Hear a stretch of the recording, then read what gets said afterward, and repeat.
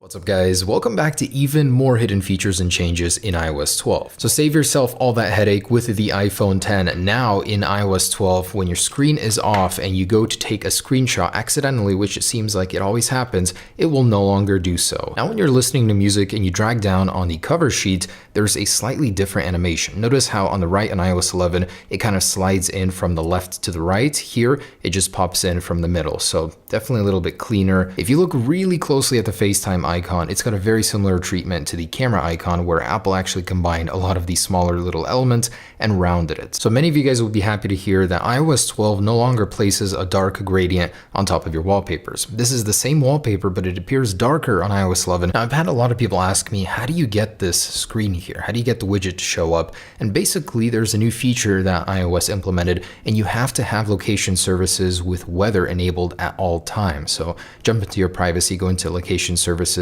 and then in weather, make sure it's on always. And in the control center now in iOS 12, the do not disturb mode previously did not have a 3D touch toggle. Now it does. So this platter will give you some options for enabling it. Now, this is a spectacular update for all devices with a home button. If you're within an app within a folder and you want to go home, you don't have to wait for the animation to finish closing the folder before you can go back to your home screen. As you can see, it was faster. So once again, click home again. It's faster to go back to the home and start using your phone again. Now on the iPhone 10 in the app switcher, of course, you can now just swipe up to kill apps, but if you actually hold on the card, it pops up towards you. And in general, I've noticed that on iOS 12, the RAM memory management seems to be a little bit better. More apps are open for longer and I can go way back here and still be where I left off. And sadly, even though I wanted to believe that dark mode was coming, developer Rambo on Twitter is saying that there is no sign within the code that iOS 12 is coming anytime soon. Now within Siri, if you use type to Siri, you can actually program commands and type them and she'll do what you programmed her to do. For example, visit this site. And actual Siri suggestions within Spotlight can be 3D touched. They don't really offer anything new other than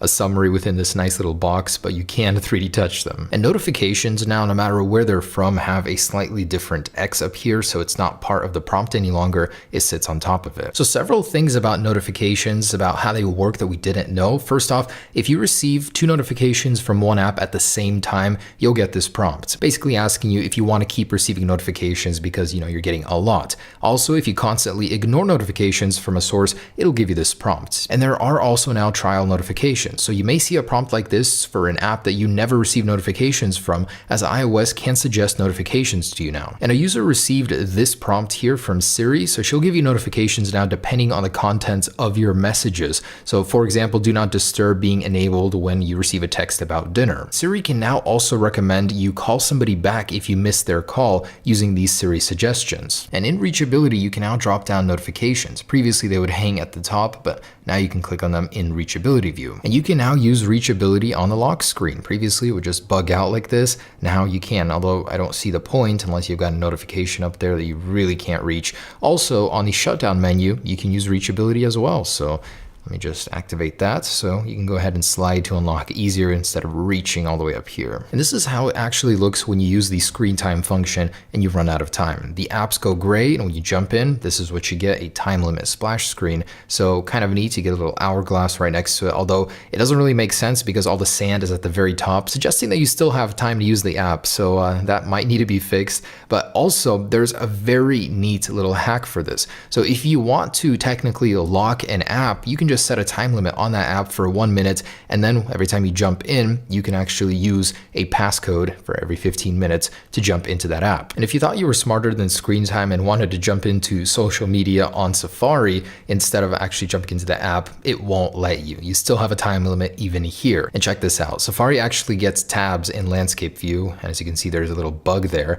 but this is new to the iPhone 10, previously reserved for just Plus models. And check this out. On the iPhone 5S and SE, the actual tab view is now rounded. So as you can see, slightly rounded corners. And a super annoying thing fixed in iOS 12, in Snapchat when you're recording while being connected to a Bluetooth player, there is no longer a pause or lapse in recording when starting that, being connected to a Bluetooth speaker. And this one's kind of nuts. So Memoji can actually track your eye movement. So for example, if you roll your eyes, it is that particular, that detailed where you can actually see your eyes and where they're moving. That's ridiculous. And in the effects menu, you can actually load up as many effects as you want. What I mean by that is you can actually, load up up an Animoji, Memoji, a filter, then put in text and stickers. It can get really loaded here, and I've actually crashed the Messages app just by putting too much in. In the quick reply menu, you can actually now do tap back. So if I double tap on the message, I can go ahead and put a like up here or heart or whatever. Previously, that was not possible. And the keyboard in iOS now works a little bit different for suggestions. It's actually going to highlight the word in this rounded rectangle that it's going to use next, just so you know. Now, CarPlay will let you know when you're getting a text message from a group. Previously, that was not a thing. Now it is, and the convenience is real. Now, in the battery settings, you'll actually get usage statistics when your device is out of cell service. I certainly don't like this change, but the default method for calling people within iOS 12 is now FaceTime audio, so be prepared to use a lot more data. And the Books app now has a default dark mode. Whenever you go into a dark environment, it'll switch over automatically. Unfortunately, there's no way to make it stay, but it is quite nice. And there are definite improvements to the portrait lighting mode on the iPhone 8 and 10 series. Yes, it's still in beta, but it now actually is way more accurate than ever. And on iPad and iPhone, there's a new import screen when importing from an SD card into Photos, much more intuitive. And in Messages, when you go to take a quick photo here, once you do take that photo, there's an actual new screen here before you send it to go ahead and add effects, edit it, or mark up. And it looks a lot like something from Facebook Messenger. And the days of vague update notes are over. Apple has new guidelines in iOS 12 that requires developers to list every change they make more detailed in iOS 12. And when going to an artist's page, there are two different types of artworks depending on where you're coming from. If you click on Go to Artist from the music playing, then you're going to get this one here with this gray bar. If you actually go and search up the artist's page, you're going to get this full screen one, which I prefer. And this button here on the artist's page that plays all the music, every time you press it, it will shuffle all the music over and over if you weren't getting a mix that you liked. And Apple has fixed one of the biggest issues in iOS 11, and that's dropped frames. Using that new technology where they ramp up the CPU load sooner than later, they're actually able to avoid dropped frames. So in many areas where the phone would stutter, in particular when the battery would get to around 5% or lower, that has been completely fixed in iOS. So you shouldn't notice any more stutters in the system UI. And within passwords of settings, you can actually share passwords with other users via AirDrop now. And within saved passwords, it'll actually warn you if you're using the same passcode across different sites. In the clock, in the bedtime settings, you have an option now to enable Do Not Disturb during bedtime directly from within here. So that's quite convenient.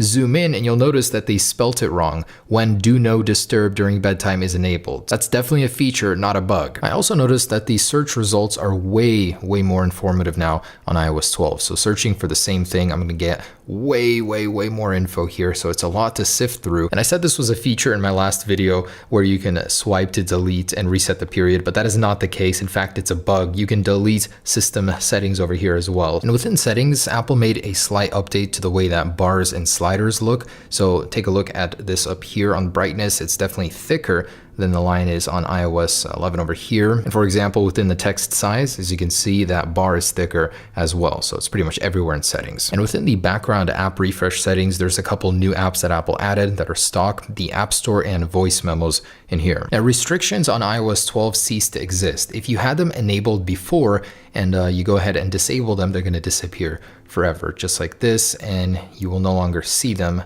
within here, so they're gone. So within the Siri and search settings, if I jump into health here, you'll notice there's a new option to control with voice. Also, the option search and Siri suggestions has been renamed to search, lookup, and keyboard, and a slightly different function now. And within every app of Siri and search, there's a new option to actually disable lock screen suggestions for this app individually. And within the location services, system services, there's a new option for do not disturb in here, so you can disable the location tracking on that. Also within the passwords and accounts tab, there's a new option to autofill passwords. And within settings, there's a new tab for stocks. So this is new and it allows you to reset the identifier. And you can now control notifications for books within its settings. There's a new option for online content in here, and there are options here to sync across your other devices. And if you scroll down, you can reset the identifier in here, just like in books. And there's also a new option in here for searching the bookstore, and a tiny one for whatever reason Apple no longer shows you the version of the Books app in here. And within accessibility, with reduced motion enabled, if we jump into the spotlight search and then swipe up,